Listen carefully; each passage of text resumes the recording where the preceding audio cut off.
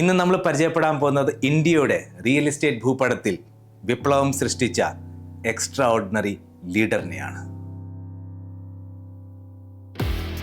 31 വർഷമായി ഇന്നോവേഷനെയും ക്രിയേറ്റിവിറ്റിയും ചേർത്ത് പിടിച്ച് 6000-ൽ പരം സ്വപ്ന ഭവനങ്ങൾ കൈമാറി വിപ്ലവം സൃഷ്ടിക്കുന്ന ചാംസ് ഗ്രൂപ്പിൻ്റെയും എലിക്സിർ കോർപ്പറേറ്റ്സിൻ്റെയും സ്ഥാപകൻ extraordinary leader doctor Shri John Mathew നമ്മളോട് വിശേഷങ്ങൾ പങ്കുവെക്കും. Welcome to the show sir. Thank you so much for your time. Thank you. സാറിൻ്റെ ഈ അനുഭവത്തിൻ്റെ ഞാൻ വായിച്ചെടുക്കുമ്പം സാറ് മുംബൈയിലേക്ക് കടന്നു പോകുന്നു. അത് കഴിഞ്ഞ് ഒരു ചാംസ് ഗ്രൂപ്പിൻ്റെ ബ്രാൻഡ് ബിൽഡ് ചെയ്യുന്നു. അതും ഈ മുംബൈയിലുള്ള ഒരു സ്ഥലത്ത്, ടോപ്പ് പ്ലെയേഴ്സ് ഉള്ള സ്ഥലത്ത് അതിൻ്റെ എഗെയിൻസ്റ്റ് സാർ ബിൽഡപ്പ് ചെയ്യുന്നു. ആദ്യം എപ്പോഴാണ് മുംബൈയിൽ ലാൻഡ് ചെയ്യുന്നത് സാർ? 1987 ഞാൻ ഇവിടുത്തെ 10th പാസ്സായതിനു ശേഷം direct diploma civil engineer complete ആയതിനു ശേഷം ഞാൻ നേരെ മുംബൈയിലാണ് എത്തുന്നത്. എൻ്റെ സിസ്റ്റർ അവിടെ ഉണ്ടായിരുന്നു ഫാമിലിയായിട്ട്. മുംബൈയിൽ 87 എത്തി. 88 ആദ്യം എനിക്ക് ജോലി കിട്ടി. ഒരു ബിൽഡറിൻ്റെ കൂടെ, മുഹമ്മദ് സെഡ് എന്ന് പറഞ്ഞ ഒരു ബിൽഡറിൻ്റെ അണ്ടറിലാണ് എനിക്ക് ജോലി കിട്ടിയത്. അത് സാക്കേത് കോംപ്ലക്സ് എന്ന് പറഞ്ഞാൽ താനയിലെ ഒരു കോംപ്ലക്സ് ആയിരുന്നു. ഒരു വലിയ ബിൽഡറായിരുന്നു അത്. സഞ്ജയ് പട്ടേൽ, കിരീട് ടക്കർ ഈ ഗ്രൂപ്പിൻ്റെ വെസ്കോൺ പ്രോപ്പർട്ടീസ് എന്ന് പറഞ്ഞുള്ള ഒരു ബ്രാൻഡിലാണ് ഞാൻ ജോലിയിൽ കയറിയത്. എന്നാൽ ഞങ്ങൾ 3 പേരെ എൻജിനീയേഴ്സ് ആ പ്രൊജക്റ്റിലുണ്ടായിരുന്നു. ഒന്ന് ഒരു ഗുജറാത്തി ഭരത് ഷാ, ഒരു മഹാരാഷ്ട്രൻ സഞ്ജയ് ബോർഗാവ്കർ. ഞങ്ങൾ 3 എൻജിനീയേഴ്സായിരുന്നു. ഞങ്ങൾ 3 പേരും ആത്മാർത്ഥമായിട്ട് 6 മാസം ആ പ്രൊജക്റ്റ്, ഏകദേശം 30 ബിൽഡിങ്ങിൻ്റെ പ്രൊജക്റ്റായിരുന്നു. 25 7 നിലയുടെയും ഒരു ടവറും. അന്നത്തെ സമയത്ത് ആദ്യമായിട്ടാണ് താനെ എന്ന ഒരു സിറ്റിയിൽ ഇത്രയും വലിയൊരു പ്രൊജക്റ്റുമായിട്ട് ഒരു ബിൽഡർ വരുന്നത്. അപ്പോൾ ആ സമയത്ത് സബർബൻ അങ്ങനെ ഡെവലപ്പായി വരുന്ന സമയങ്ങളാണ്. താനയുടെയൊക്കെ ഒരു ഡെവലപ്മെൻറ്റ് സ്റ്റാർട്ടിംഗ്. ഒരു വലിയ ബിൽഡർ, സിംഗിൾ ബിൽഡിംഗ് ഉണ്ടായിരുന്നതിൽ 1-2 ബിൽഡിംഗ് അങ്ങനെ ഉണ്ടായിരുന്നതിൽ പോലും ഒരു ഹൈ സൊസൈറ്റി ആയിട്ട് വന്നത് ഇതാദ്യമായിട്ട് സാക്കേത് എന്ന കോംപ്ലക്സാണ്. അവിടെ ഞങ്ങൾ എൻജിനീയേഴ്സായിട്ട് കയറി 6 മാസം ഞങ്ങൾ ആത്മാർത്ഥമായിട്ട് ജോലി ചെയ്ത് കഴിഞ്ഞപ്പോൾ ഞങ്ങൾ വിചാരിച്ചു മുന്നോട്ട് ബിസിനസ് ചെയ്യാമെന്ന്. ഞങ്ങൾ 3 പേരും കൂടെ. അങ്ങനെയാണ് ഞങ്ങൾ ഒരു കമ്പനി ബിൽടെക് എന്നും പറഞ്ഞ് ഒരു പ്രൈവറ്റ് ലിമിറ്റഡ് കമ്പനി ഞങ്ങൾ ഉണ്ടാക്കുകയും ഞങ്ങൾ തന്നെ ജോലി ചെയ്യുന്ന ബിൽഡറിനോട് ചെന്ന് ഞങ്ങൾ പറയുകയാണ്, ഞങ്ങൾക്ക് സാർ ബിസിനസ് സ്റ്റാർട്ട് ചെയ്യണമെന്ന്. അപ്പോൾ അദ്ദേഹം വളരെ സന്തോഷത്തോട് പറഞ്ഞ്, നിങ്ങളുടെ ആത്മാർത്ഥത കണ്ടിട്ട് ഈ പ്രൊജക്റ്റിൽ തന്നെ നിങ്ങൾ 6 ബിൽഡിങ് കോൺട്രാക്ട് ചെയ്യാൻ പറഞ്ഞു, വിത്ത് മെറ്റീരിയൽ. അന്ന് അവിടെ ഉള്ളവർക്കൊക്കെ വളരെ സർപ്രൈസ് ആയിരുന്നു. ഇത്ര യങ് പിള്ളേരെ ചെറുപ്പത്തിൽ ഇത്രയും വലിയ വർക്ക് കിട്ടിയാൽ ഇവർ ഇട്ടിട്ട് പോകുമെന്നൊക്കെ. എന്നാലും ഞങ്ങൾ ആ വർക്ക് സ്റ്റാർട്ട് ചെയ്തു. ഫൈനാൻസിൻ്റെ കാര്യത്തിൽ അദ്ദേഹം തന്നെ ഞങ്ങളെ ഹെൽപ്പ് ചെയ്തു. 5 ലക്ഷം രൂപ അന്നത്തെ സമയത്ത് ഞങ്ങൾക്ക് പിറ്റേ ദിവസം തന്നെ അഡ്വാൻസ് ആയിട്ട് അദ്ദേഹം തന്ന്. അങ്ങനെയാണ് ഞങ്ങളുടെ ഒരു ക്യാരിയർ ബോംബെയിൽ സ്റ്റാർട്ട് ചെയ്യുന്നത്. അപ്പം അദ്ദേഹം നിങ്ങളുടെ ഒരു ടീമിനെ ഒരു കോമ്പറ്റീറ്ററായിട്ടല്ല കണ്ടത്, അതൊരു അവർക്കുള്ള ഒരു വേറെ ഒരു വിങ് ആയിട്ട് തന്നെയാണ് കണ്ടത്. യെസ്. ഒരിക്കലും അങ്ങനെ അവിടെ ഒരു കോമ്പറ്റീറ്റർ എന്ന് പറയുന്ന ബോംബെയെ സംബന്ധിച്ചിടത്തോളം ആരെയും കാണുന്നില്ല. ഒരിക്കലും ഒരു കോമ്പറ്റീറ്റർ അവിടെ ഉണ്ടാകുന്നില്ല ബോംബെയിൽ. ഒരാൾ ഇപ്പോൾ അതിന് എക്സാമ്പിൾ പറയുകയാണെങ്കിൽ, ഞങ്ങളുടെ ഒരു പ്രൊജക്റ്റ് ബോംബെയിൽ തുടങ്ങുകയാണെങ്കിൽ വേറൊരു പ്രൊജക്റ്റ് അവിടെ വരികയാണെങ്കിൽ ഞങ്ങൾക്ക് സന്തോഷമേ ഉള്ളൂ. കാര്യം എന്നാന്ന് ചോദിച്ചാൽ അവിടെ അത്രയും ബയേഴ്സ് ഉണ്ട് ബോംബെയിൽ. അവർ വരുന്നതോടുകൂടി ആ ഏരിയ ഡെവലപ്പ് കുറേ കൂടെ ആകുകയും അവരുടെ അഡ്വർടൈസ്മെൻറ്റ് വരുന്ന കസ്റ്റമർ ഞങ്ങളുടെ പ്രൊജക്റ്റ് കാണുകയും ഞങ്ങളുടെ അഡ്വർടൈസ്മെൻറ്റ് വരുന്ന കസ്റ്റമർ അവരുടെ പ്രൊജക്റ്റ് കാണുകയും സെയിൽസ് അങ്ങോട്ടും ഇങ്ങോട്ടും കൂടുകയേ ചെയ്യുന്നുള്ളൂ. എപ്പോഴേലും സാർ ഈ ഒരു പ്രോസസ്സിനകത്ത് ഇത്രയും വലിയ ടോപ്പ് ബിൽഡേഴ്സ് ഉള്ള ഒരു സ്ഥലത്ത് ഒരു നമുക്കൊരു റിസോഴ്സസ് കുറവായി പോയാൽ അവരെ കോമ്പീറ്റ് ചെയ്യാൻ പറ്റാതെ പോയി, അങ്ങനെ റിസോഴ്സസ് ഒരു അങ്ങനെ എപ്പോഴും ഒരിക്കലും അങ്ങനെ ബോംബെ സംബന്ധിച്ചിടത്തോളം അങ്ങനെ ഉണ്ടാകുന്നില്ല. ബോംബെയിൽ എന്നാൽ ക്വാളിറ്റി മെയിൻറ്റെയിൻ ചെയ്യണം കസ്റ്റമർ. ഒരു സമയത്ത് ക്വാളിറ്റി കുറവായിരുന്നെങ്കിലും ഇന്ന് പറയുകയാണെങ്കിൽ ഇന്ന് എല്ലാവരും ക്വാളിറ്റിയുടെ പുറകെ പോകുന്ന ഒരു സമയമാണ്. ഈവൻ ബിൽഡിംഗ് ലൈനായാൽ പോലും പണ്ടൊക്കെ നമ്മൾ ഹോട്ടലിൽ പോയാൽ 5 ഹോട്ടലിൽ പോയാൽ നല്ല ഒരു ആഹാരം കിട്ടുന്ന ഹോട്ടൽ എന്ന് പറയുന്ന ഒരു ഹോട്ടലേ ഉള്ളായിരുന്നു. എന്നാൽ ഇന്ന് 5 ഹോട്ടലിലും നല്ല ടേസ്റ്റായിട്ട് നിലനിൽക്കണമെന്നുണ്ടെങ്കിൽ ഇന്ന് ക്വാളിറ്റി മെയിൻറ്റെയിൻ ചെയ്യണം. അതാണ് ഇന്നത്തെ ഒരു ലോകത്തിൻ്റെ ഒരു അവസ്ഥ. അതാണ് ഞാൻ സാറിൻ്റെ ഒരു ഗ്രൂപ്പിൻ്റെ വെബ്സൈറ്റ് വായിച്ചെടുക്കുമ്പം കമ്മിറ്റ്മെൻറ്റിൻ്റെ കാര്യം പറയുന്നുണ്ട്. അത് ക്വാളിറ്റിയിലായാലും കസ്റ്റമർ സാറ്റിസ്ഫാക്ഷനിലായാലും. അങ്ങനെ ഈ ഓൺഗോയിങ് പ്രൊജക്ട്സ് ബോംബെയിൽ നടക്കുന്നുണ്ട്. മിഡോസ് ഉണ്ട്, അങ്ങനെ കൂടുതലായിട്ട് സിറ്റി ഉണ്ട്, ഗ്ലോബൽ സിറ്റി സെപ്പറേറ്റ് ഒരു എൻറ്റിറ്റി ആയിട്ട് നടക്കുന്നുണ്ട്. ഇതിനകത്ത് ഏറ്റവും എൻ്റെ ഒരു അറ്റൻഷൻ ക്യാപ്ചർ ചെയ്ത ഒരു പ്രൊജക്റ്റാണ് കേരളത്തിൻ്റേതായിട്ടുള്ള ഒരു അവിടെ സാർ കൊണ്ടുവരുക കേരളത്തിൻ്റെ പ്രൊജക്റ്റായിട്ട് കൊണ്ടുവരുന്നത് ചാംസ് കേരള വില്ലേജിൻ്റെ പേരിൽ. അത് I M curious about that. അതിൻ്റെ എങ്ങനെയാണ് ആ ഒരു ഐഡിയ അവിടെ വരുന്നത്, അങ്ങനെ കേരളത്തിൻ്റെ അവിടെ കാര്യങ്ങൾ അവിടെ എത്തിക്കുക എന്നുള്ള മഹാരാഷ്ട്രയിൽ അതെങ്ങനെയായിരുന്നു ആ ഐഡിയ ഇൻസെപ്ഷൻ? ഞാൻ സ്റ്റാർട്ട് ചെയ്തല്ലോ, ഞാൻ ഈ കോൺട്രാക്റ്റിംഗ് ആണ് ആദ്യം ചെയ്യുന്നത്. അത് കഴിഞ്ഞിട്ട് ഗോദ്രേജ് പ്രോപ്പർട്ടീസ്, അവരും ബിൽഡറാണ്, ഗോദ്രേജുകാരും ബിൽഡറായിട്ട് ആ സമയത്ത് തുടങ്ങിയ സമയമാണ്. അവരുടെ പ്രൊജക്റ്റ് കോൺട്രാക്റ്റിങ് ഞങ്ങൾക്ക് ടെൻഡർ നിറച്ച് കിട്ടി. അതും വലിയൊരു സർപ്രൈസായിരുന്നു. ഞങ്ങളെ ഇൻകമ്മിങ് കോൺട്രാക്ടർ അവരുടെ ഒരു പ്രൊജക്റ്റ് ഞങ്ങൾക്ക് കിട്ടുക എന്ന് പറയുന്നത് വളരെ ഒരു ചലഞ്ചായിരുന്നു. എന്നാൽ ഞങ്ങൾ 3 പേര് സിവിൽ എഞ്ചിനീയറായിരുന്നു. പിന്നെ ടെൻഡറിൻ്റെ കോമ്പറ്റേറ്റ് ചെയ്ത് ഞങ്ങൾക്ക് ആ വർക്ക് കിട്ടി. അത് കഴിഞ്ഞിട്ട് സീമെൻസിൻ്റെ വർക്ക് ഞങ്ങൾക്ക് കിട്ടി. അങ്ങനെ ഞങ്ങൾ 90 to 2000 ടോട്ടലി വലിയ വലിയ കമ്പനിയുടെ കോൺട്രാക്റ്റിംഗ്, പ്രൈവറ്റ് കമ്പനിയുടെ കോൺട്രാക്റ്റിംഗ് ചെയ്തതിന് ശേഷമാണ് ഒരു ബിൽഡർ എന്ന് പറയുമ്പോൾ സ്ഥലം മേടിച്ച് കൺസ്ട്രക്ട് ചെയ്യുന്നവരെ ബിൽഡറെന്നും, വിത്ത് കോൺട്രാക്റ്റിംഗ് വിത്തൗട്ട് സ്ഥലമാണെങ്കിൽ കോൺട്രാക്ടർ എന്നാണ് സാധാരണ നമ്മൾ പറയാറുള്ളത്. അപ്പോൾ 2000 ഞാൻ ആക്ച്വലി ഒരു ബിൽഡർ ആകുന്നത്. അതിനു മുമ്പ് കോൺട്രാക്റ്റിംഗ് ആയിരുന്നു 10 വർഷം. ആ ഒരു പ്രോസസ്സിൽ കൂടെ ഗ്രാജുവേറ്റ് ആയിട്ട് ആദ്യമായിട്ട് ഞങ്ങൾ 2000 താനയിലെ ഒരു സ്ഥലം മേടിച്ചു. ചാംസ് എൻ്റർപ്രൈസസ് എന്ന് പറഞ്ഞ് 2 ബിൽഡിങ്ങാണ് താനയിൽ പണിത്. അതിനുശേഷം പിന്നെ ഞങ്ങൾ ചാംസ് ഹെറിറ്റേജ് 3 ടവർ, 12 നിലയുടെ ടവർ. ആദ്യമായിട്ട് കല്യാണം എന്ന സ്ഥലത്ത്, കല്യാണം ഒരു ഹെറിറ്റേജ് നമ്മുടെ എല്ലാവരും കേട്ടിട്ടുണ്ടായി. ആദ്യമായിട്ട് ട്രെയിൻ ഓടുന്നത്, ഇന്ത്യയിൽ ആദ്യം ട്രെയിൻ ഓടുന്നത് ബോംബെ VT2 കല്യാണമാണ്. കല്യാണം ബോംബെ VT2 കല്യാണം. അങ്ങനെ ഒരു ഒരു പേരുകെട്ട സ്ഥലമാണ് കല്യാണം. ഞങ്ങൾ 3 ടവർ 12 നിലയുടെ ആരംഭിച്ചു. ആദ്യമായിട്ട് full amenities POP fully furnished flat ഞങ്ങൾ ചാംസ് ഗ്രൂപ്പാണ് ആദ്യമായിട്ട് അവിടെ പണിയുന്നത്. 150 ഫ്ലാറ്റ്സിലും ഫുൾ ഫർണിഷ്ഡ് ഫ്ലാറ്റ് കൊണ്ടത്. അത് ഞങ്ങളുടെ വളരെ സക്സസ് ആയിട്ട് പോയി. അതിനുശേഷം പിന്നെ charms city, charms height, charms paradise, charms global city, ഇത്രയും വലിയ പ്രൊജക്റ്റുകളെല്ലാം ഞങ്ങൾ ടിറ്റുവാലയിലും അമർനാഥിലും താനയിലുമായിട്ടൊക്കെ ഞങ്ങൾ പണിയാനായിട്ട് ആരംഭിച്ചു. അങ്ങനെ ഇരിക്കുമ്പോഴാണ് എൻ്റെ ഒരു ഡ്രീം ആയിട്ട് നമ്മൾ കേരളത്തിൽ നിന്ന് ബോംബെ ചെന്നിട്ട് ബോംബെക്ക് എന്ത് ചെയ്യാനായിട്ട് നമുക്ക് സാധിക്കും എന്നുള്ളൊരു ഞാൻ ചിന്തിക്കുകയും, അപ്പം അതനുസരിച്ച് നമ്മളൊരു കേരള വില്ലേജ് എൻ്റെ മനസ്സിൽ വരികയാണ്. ഒരു കേരള വില്ലേജ് നമുക്ക് ഉണ്ടാക്കാം എന്നുള്ളത്. അപ്പോഴേ ഞാൻ ഓർത്തപ്പോഴേ കേരള വില്ലേജ് ഉണ്ടാകുകയാണെങ്കിൽ, കേരളം എന്ന് പറയുമ്പോൾ നോർത്ത് ഇന്ത്യയിൽ എല്ലാവരും വെള്ളത്തെക്കുറിച്ചാണ്, വെള്ളമാണ്, ബാക്ക് വാട്ടേഴ്സ് ആണല്ലോ നമ്മുടെ കേരളത്തിൻ്റെ ഒരു ഐഡൻറ്റിറ്റി. അപ്പോൾ ഞാനിങ്ങനെ ഒരു നദിയുടെ സൈഡ് വേണം എന്ന് ഓർത്തിങ്ങനെ ആലോചിച്ചപ്പോഴാണ് ഈ ഷാപ്പൂരിൽ 3 സൈഡ് വെള്ളം കിട്ടിയ ഒരു പ്രൊജക്റ്റ് എനിക്ക് ഒരു 8 ഏക്കർ സ്ഥലം കിട്ടി. അപ്പോഴേ Kerala village, live Kerala in Maharashtra എന്ന് പറഞ്ഞ പ്രൊജക്റ്റ് ഞാൻ അവിടെ ആരംഭിച്ചു. 23 നാലുകെട്ട് വില്ലാസ്, ഒരു 300 നമ്മുടെ സ്റ്റുഡിയോ അപ്പാർട്ട്മെൻറ്റും, പിന്നെ അവത്തിൽ ഒരു ആയുർവേദ റിസോർട്ട്, ഏകദേശം 30,000 സ്ക്വയർ ഫീറ്റിൻ്റെ ആയുർവേദ റിസോർട്ട്. ആ റിസോർട്ടിനകത്ത് ഒരു ഹോട്ടലുണ്ട്, ഒരു ബാൻക്വറ്റ് ഹാളുണ്ട്, അതിൻ്റെ അകത്ത് ഒരു മിനി തിയേറ്ററുണ്ട്, ഹോട്ടലുകൾ എല്ലാം, മീൻസ് മസാജ് സെൻ്ററുകൾ എല്ലാം കൂടെ ചേർത്താണ് അത് പണി കഴിപ്പിച്ചുകൊണ്ടിരിക്കുന്നത്. പിന്നെ അതിൻ്റെ പ്രത്യേകത എന്ന് പറയുന്നത്, ഞാൻ കേരളമായതുകൊണ്ട് കേരള വില്ലേജ്, സോ ഞങ്ങൾ വരുന്നവരോട് പറയുന്നത് കേരളത്തിൽ പോകേണ്ട കാര്യമല്ല, ഇനി ഈ കേരള വില്ലേജിലോട്ട് വന്നാൽ മതി. അങ്ങനെ 300 കോക്കനട്ട് ട്രീസ് ആ പ്രൊജക്റ്റിൽ വെച്ചു, അതെല്ലാം പിടിച്ചു. പിന്നെ ഒരു കൊമേഴ്ഷ്യൽ റെസിഡൻഷ്യൽ പ്രൊജക്റ്റിന് കൂടെ ഒരു അഗ്രികൾച്ചറിൻ്റെ അതുകൂടെ ചെയ്യാനായിട്ട് സാധിച്ചു. പിന്നെ ഒരു ആനിമൽ പ്ലാനറ്റ്, എല്ലാവിധ ആനിമൽ, പശു, നമ്മുടെ നാടൻ ഇവിടുന്ന് അങ്ങോട്ട് ഇമ്പോർട്ട് ചെയ്യാനാണോ എങ്ങനെ? അത് ഇത് ഇവിടുന്ന് തന്നെ കൊണ്ടുപോയ പശുക്കളുണ്ട്, ചെറു പശുക്കളും, പിന്നെ കുതിരയുണ്ട്, പിന്നെ എല്ലാവിധ പക്ഷികൾ, അങ്ങനെ ഒരു ആനിമൽ പ്ലാനറ്റ് ഞാൻ അതിൽ ഉണ്ടാക്കിയിട്ടുണ്ട്. അപ്പം വരുന്നവർക്കെല്ലാം വളരെ ഒരു സർപ്രൈസായിട്ട്. എത്രമാത്രം ഇതിൻ്റെ ഒരു പ്രൊജക്റ്റിൻ്റെ റെസ്പോൺസ് ഇപ്പം നമുക്ക് മാർക്കറ്റിൽ നിന്ന് വരുന്നുണ്ട്? ബിസൈഡ്സ് കേരളൈറ്റ് വിടാതെ നോർത്ത് ഇന്ത്യൻസ് എന്താണുള്ള റെസ്പോൺസ്? മാക്സിമം ഞാൻ നോർത്ത് ഇന്ത്യൻസിനാണ് ആ പ്രൊജക്റ്റ് വിറ്റിരിക്കുന്നത്. കാര്യം ഞാൻ കേരളത്തിലെ ആൾക്കാരെ ആദ്യം എൻ്റർടൈൻ ചെയ്തില്ല.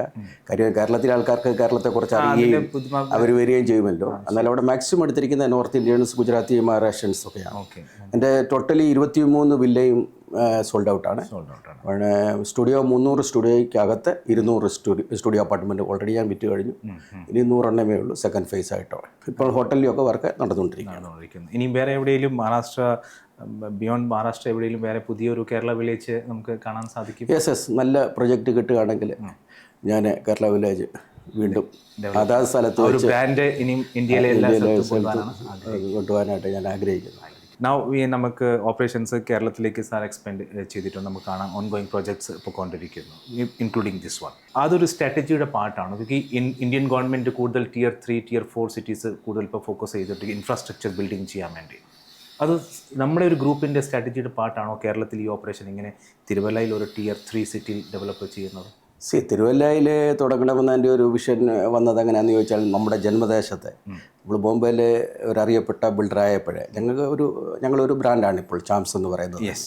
ഇപ്പോൾ കേരളത്തിലെ നമ്മുടെ ജന്മദേശത്ത് ഒരു പ്രൊജക്റ്റ് തുടങ്ങണമെന്നൊക്കെ ഇങ്ങനെ ആലോചിച്ചുകൊണ്ടിരുന്നപ്പോഴാണ് കേരളത്തിൻ്റെ മുഖ്യമന്ത്രി ശ്രീ പിണറായി വിജയൻ ബോംബെയിൽ ഒരു മീറ്റിങ്ങിന് വന്നപ്പോൾ അദ്ദേഹം പറഞ്ഞു, കേരളത്തിൽ ഇപ്പോൾ എല്ലാ സൗകര്യങ്ങളും ഉണ്ട് ബിസിനസ് ചെയ്യാനായിട്ട്, കേരളത്തിൽ തുടങ്ങണമെന്നൊക്കെ പറയും. അങ്ങനെയാണ് ഞാൻ ഇവിടെ വന്ന് 2 സ്ഥലം, ഒന്ന് ഈ മനക്കച്ചെറിയ ടവറും പിന്നെ വെണ്ണിക്കുളത്ത് 50 വില്ലയുടെ ഒരു പ്രൊജക്റ്റിൻ്റെ സ്ഥലവും മേടിച്ചത്. അങ്ങനെയാണ് നമ്മൾ കേരളത്തിൽ ആരംഭിച്ചത്. അപ്പം ഇൻവെസ്റ്റ് ഇൻ കേരളയുടെ പാർട്ടാണ് ഇതിൻ്റെ ഒരു ആദ്യത്തെ നമ്മൾ സൈൻ കിട്ടുന്നത്. യെസ്, തീർച്ചയായിട്ടും. Okay, done. ഈ എലിക്സർ നമ്മുടെ കോർപ്പറേറ്റ്സിന് അണ്ടറിലാണ് ഈ ഒരു പ്രോജക്റ്റ് ഓൺഗോയിങ് ചെയ്തിരിക്കുക. ഈ പ്രോജക്റ്റിൻ്റെ ഈ ഒരു പ്രോപ്പർട്ടി നമ്മുടെ സ്കൗട്ട് ചെയ്യും, ഈ ഒരു ലൊക്കേഷൻ സ്കൗട്ട് ചെയ്യുമ്പം അതിൻ്റെ മേജർ ഫാക്ടർ എന്തായിരുന്നു? യെസ്, ഇപ്പം തിരുവല്ല എന്ന് പറയുന്ന ഏറ്റവും നല്ല ഒരു അപ്ഗ്രേഡഡ് ആയിട്ടുള്ള ഒരു സിറ്റിയാണ് തിരുവല്ല. അതിന് കാരണം 5 സൂപ്പർ സ്പെഷ്യാലിറ്റി ഹോസ്പിറ്റലുകൾ തന്നെ തിരുവല്ലയിലുണ്ട്. അത് കേൾക്കുമ്പോൾ തന്നെ നമ്മൾ സർപ്രൈസ്, റിയലി ഞാൻ തന്നെ സർപ്രൈസ് ആകാറുണ്ട്. ഇത്രയും ഫെസിലിറ്റി തിരുവല്ലയ്ക്ക്. ഞാൻ എൻ്റെ ഗുജറാത്തി പാർട്ട്നേഴ്സ് ഞങ്ങൾ 10-20 പേര് ഇവിടെ വന്നപ്പോഴേ ഞാൻ തിരുവല്ലയിൽ പോയില്ല, അവരെ ബാങ്ക് കാണിച്ചു. ബാങ്ക് എന്ന് പറഞ്ഞാൽ എല്ലാ ബാങ്കിൻ്റെ ബ്രാഞ്ചസ് തിരുവല്ലയിലുണ്ട്. പിന്നെ ഹോസ്പിറ്റലുകൾ ഞാൻ പറഞ്ഞല്ലോ 5 ഹോസ്പിറ്റലുകളുണ്ട്, ഹോട്ടലുകൾ, വളരെ പിന്നെ നമ്മുടെ ശബരിമല കണക്ടിവിറ്റി വളരെ തിരുവല്ലയ്ക്ക്. ഇങ്ങനെ തിരുവല്ല എല്ലാം കൊണ്ട് യോജിച്ച ഒരു സ്ഥലമാണെന്ന് എനിക്ക് മനസ്സിലായി. പിന്നെ ഇപ്പോൾ പ്രതീക്ഷയോടിരിക്കുകയാണ് നമ്മുടെ ശബരിമലയിലെ എയർപോർട്ട്. അതുകൂടെ സ്വപ്ന സാക്ഷാത്കാരം പൂർത്തിയാകുകയാണെങ്കിൽ തിരുവല്ല പൂർത്തിയാകും. നമ്മുടെ ഈ എലിക്സർ ഗ്രാൻഡഡ് ഈ ongoing project how it's different from other project? നമ്മുടെ ഇപ്പം തിരുവല്ലയിലെ വേറെ പ്രോജക്റ്റുകൾ എന്താണ് നിങ്ങൾ ഡിഫറെൻ്റ് ആയിട്ട് കസ്റ്റമറിന് ഡെലിവർ ചെയ്യാൻ പോകുന്നത്? തീർച്ചയായിട്ടും ഞാൻ ഈ പ്രൊജക്റ്റ് തുടങ്ങുന്നതിന് മുമ്പ് എല്ലാ പ്രൊജക്റ്റിലും ഓൺഗോയിങ് പ്രൊജക്റ്റ് തിരുവല്ലയിലെ എല്ലാ പ്രൊജക്റ്റുകളൊക്കെ പോയി കണ്ടായിരുന്നു. അതിനെ വിപരീതമായിട്ടൊന്നും പറയാൻ പറ്റത്തില്ല, എന്നാൽ അതിനേക്കാളും നല്ല രീതിയിൽ എന്തെങ്കിലും അമ്യൂണിറ്റീസ് കൊടുക്കണമെന്നുള്ള പ്ലാൻ ചെയ്തുകൊണ്ട് ഇപ്പം നോർമലി എല്ലാ ബിൽഡിങ്ങുകളിലും all amenities like swimming pool, banquet hall, നല്ല ഒരു എൻട്രൻസ് ലോബി, ഇതൊക്കെ എല്ലാ പ്രൊജക്റ്റുകളിലും ഉണ്ട്. ആ രീതിയിൽ ഞാൻ ഇവിടെയും അതെല്ലാം, സ്വിമ്മിംഗ് പൂളുണ്ട് നമ്മുടെ ഈ പ്രൊജക്റ്റിന്, എൻട്രൻസ് ലോബിയുണ്ട്, ജിമ്മുണ്ട്, ബാൻക്വറ്റ് ഹാളുണ്ട്, അഡീഷണൽ ആയിട്ടുള്ള എല്ലാ അമ്യൂണിറ്റീസുകളും കൊടുക്കുന്നുണ്ട്, ഗാർഡൻ, ഇതെല്ലാം ഞാൻ ഈ ഒരു പ്രൊജക്റ്റിനകത്ത് കൊടുക്കുന്നുമുണ്ട്. അപ്പോൾ അതനുസരിച്ച് അത് കൊടുക്കുന്നുണ്ടെങ്കിൽ പോലും ബോംബെ സ്റ്റൈലിൽ ഞാൻ ഈ ബിൽഡിങ് പണിയാനായിട്ട് ആഗ്രഹിച്ചു. അപ്പം ബോംബെയിൽ നിന്നാണ് ഞാൻ ടൈൽസും ബോംബെയിലെ ഒരു സ്റ്റൈലിൽ കംപ്ലീറ്റ് ഫർണിഷ്ഡ് പോലും ഞാൻ ബോംബെ രാജകീയമായ ഒരു കട്ടിൽ വിത്ത് ഫർണിഷ്ഡ് കൊടുക്കുന്നതനുസരിച്ച് ഒരു ബെഡ്റൂമിനകത്ത് ആ ടൈപ്പിലുള്ള ഒരു കട്ടിലും plus Bombay type bathroom fittings, bathroom tiles, അങ്ങനെ ഒരു സംതിങ് ഡിഫറെൻ്റ് ആയിട്ട് തിരുവല്ലയിലെ മറ്റു ബിൽഡറിനെ അപേക്ഷിച്ച് ഒരു ബോംബെ സ്റ്റൈൽ ഞാൻ ഇവിടെ നല്ല രീതിയിൽ പണിയാനായിട്ട് ആഗ്രഹിച്ചു. ആ രീതിയിലാണ് പണിതിരിക്കുന്നത്.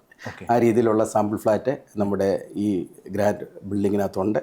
കസ്റ്റമർ ആരും വന്നാലും അവർക്ക് കാണുവാനായിട്ട് സാധിക്കും. അവർ ജസ്റ്റ് വന്ന് കണ്ടുപോയാലും സന്തോഷമാണ്. ഓക്കെ, എലിക്സർ കോർപ്പറേറ്റ്സിൻ്റെ വേറെ ഓപ്പറേഷൻസ് കേരളത്തിൻ്റെ വേറെ ജില്ലകളിൽ? തീർച്ചയായിട്ടും അതിനെക്കുറിച്ച് ഇങ്ങനെ ആലോചിച്ചുകൊണ്ടിരിക്കുകയാണ്. നല്ല സ്ഥലം, ഇങ്ങനെ 1-2 സ്ഥലങ്ങൾ കണ്ടു.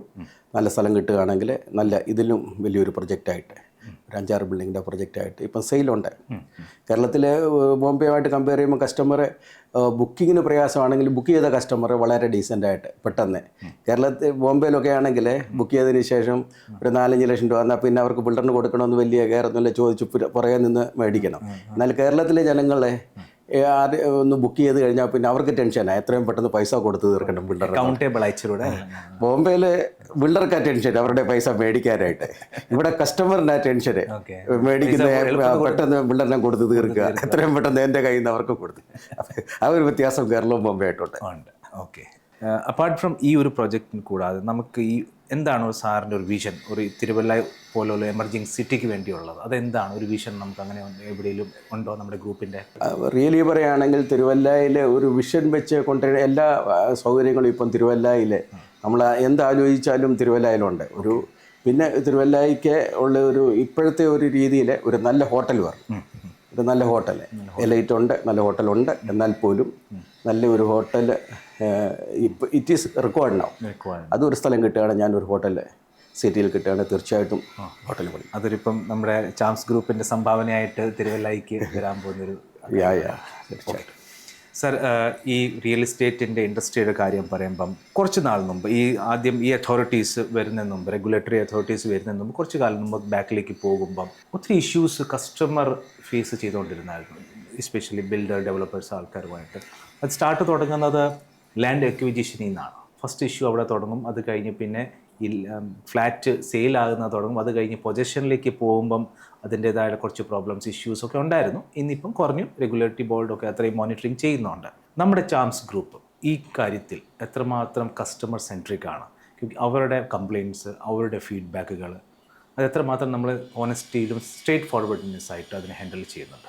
തീർച്ചയായിട്ടും കസ്റ്റമറിനെ വളരെ നല്ല രീതിയിൽ കൺസിഡർ ചെയ്തുകൊണ്ടാണ് ഞങ്ങളുടെ കമ്പനി മുന്നോട്ട് പോയിക്കൊണ്ടിരിക്കുന്നത്. ഇന്ന് വരെ ഞങ്ങൾ തുടങ്ങിയ ഒരു പ്രൊജക്റ്റ് പോലും ഹാൻഡ് ഓവർ ആകാതെ ഇരുന്നിട്ടില്ല. അവരുടെ സാറ്റിസ്ഫാക്ഷൻ അനുസരിച്ച് കസ്റ്റമർ നമ്മൾ പറയുന്ന അമ്യൂണിറ്റീസിലും കുറച്ച് കൂടുതൽ അമ്യൂണിറ്റീസാണ്. ഇപ്പം തിരുവല്ലയിൽ പോലും ഞാനിത് പണിതത് ഫുള്ളി ഫർണിഷ്ഡ് ഫ്ലാറ്റായിട്ടാണ് ഞാൻ കൊടുക്കുന്നത്.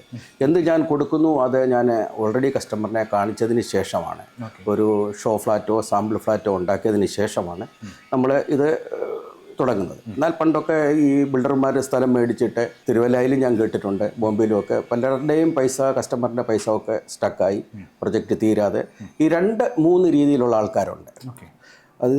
അത് എങ്ങനെയാണെന്ന് ചോദിച്ചാൽ, ഒരു രീതിയിലെന്ന് പറയുന്ന ചീട്ടർ, ആ ഒരു നമ്മൾ കളിപ്പിക്കുന്നെന്നും പറഞ്ഞുള്ള രീതിയിൽ തന്നെ അവർ പൈസ മേടിച്ചിട്ട് അവർ മുന്നോട്ട് പണിയാതെ കളിപ്പിച്ചിട്ട് പോകുന്നവരുണ്ട്. രണ്ടാമത് സ്വന്തമായിട്ട് ഇപ്പോൾ സ്ഥലം മേടിച്ച് കഴിഞ്ഞ് ബുക്കിംഗ് കിട്ടുമെന്നോർത്ത് അവർ പ്രൊജക്റ്റ് തുടങ്ങും, ബുക്കിംഗ് കിട്ടിയില്ലെങ്കിൽ അവർ സ്റ്റക്കാവും. അങ്ങനെ എന്നാൽ കസ്റ്റമറിൻ്റെ പൈസ നഷ്ടപ്പെടുന്ന ഒരു സാഹചര്യം അങ്ങനെയുണ്ട്. അവരൊരു പക്ഷേ അവരുടെ മനസ്സിൽ ചീറ്റ് ചെയ്യണമെന്നില്ലേ പോലും അവർക്ക് പണിയാൻ പറ്റാത്ത ഒരവസ്ഥ വരുന്ന ഒരു സാഹചര്യമുണ്ട്.